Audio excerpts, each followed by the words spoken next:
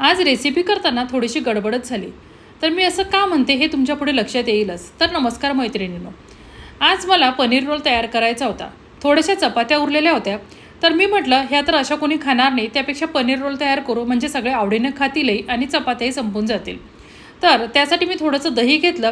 त्यात kitchen king मसाला, लाल तिखट, धनेजिरे पूड आणि थोडासा गरम मसाला, मीठ टाकलं आणि पनीर टाकलं. ते छान मुरू दिलं. त्यानंतर थोडंसं पॅनमध्ये तेल टाकलं आणि पनीर फ्राय झाल्यानंतर मी सिमला मिरची, कांदा, टोमॅटो कट करून घेतलं, तेही यावर टाकून घेतलं.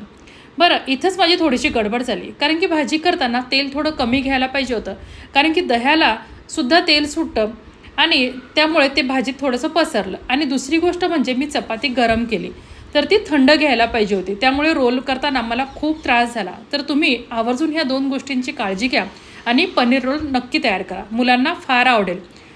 धन्यवाद.